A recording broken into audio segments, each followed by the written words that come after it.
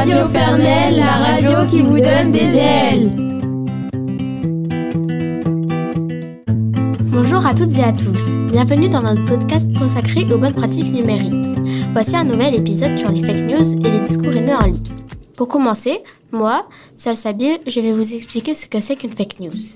Une fake news, ou fausse nouvelle en français, est une information fausse qui est souvent diffusée volontairement dans les médias, notamment sur Internet et les réseaux sociaux. Les personnes qui diffusent les fake news le font car ils veulent attirer l'attention. Les fake news se propagent rapidement sur les réseaux sociaux et sont mélangées avec les vraies informations vérifiées par les journalistes. Les jeunes utilisent largement les réseaux sociaux pour suivre l'actualité et en sont souvent victimes. Voici un exemple de fake news. Les pyramides d'Égypte ont été construites par des extraterrestres. Maintenant, je vais donner la parole à Alicia. Qu'est-ce qu'un discours haineux en ligne ?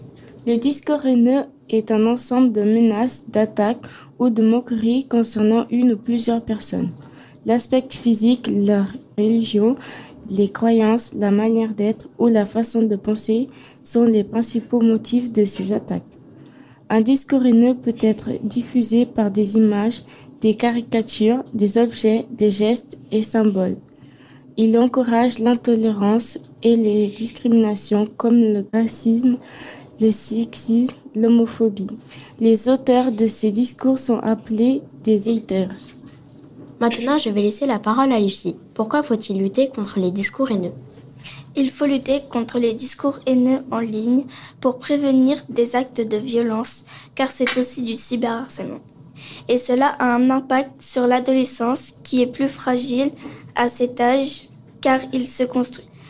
Les discours de haine peuvent exposer des personnes visées à la discrimination, aux abus et à la violence, mais aussi à l'exclusion sociale et économique. C'est une atteinte aux droits humains. La loi dit que les contenus haineux sur Internet ont entraîné la création d'un parquet numérique pour mieux poursuivre les auteurs incitant à la haine en ligne. Le parquet désigne un ensemble des magistrats chargés de faire appliquer la loi. Et enfin, nous terminons cet épisode sur les pratiques numériques avec Justine. Pourquoi faut-il lutter contre les fake news ?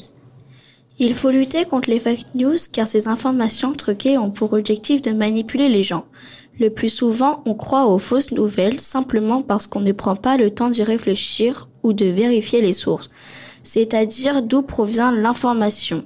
Or, il est très important pour mieux comprendre l'actualité de lire ou d'écouter des sources différentes, pour développer un esprit critique, notamment chez nous les jeunes qui sommes beaucoup sur les réseaux sociaux.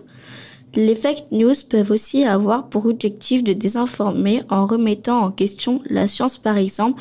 Une fake news souvent entendue serait que la Terre ne serait pas ronde mais plate. Les gens finissent par ne plus faire confiance aux médias ou aux institutions et n'arrivent plus à distinguer le vrai du faux. Merci à toutes et à tous de nous avoir écoutés et à bientôt pour un nouvel épisode de notre podcast sur les bonnes pratiques numériques.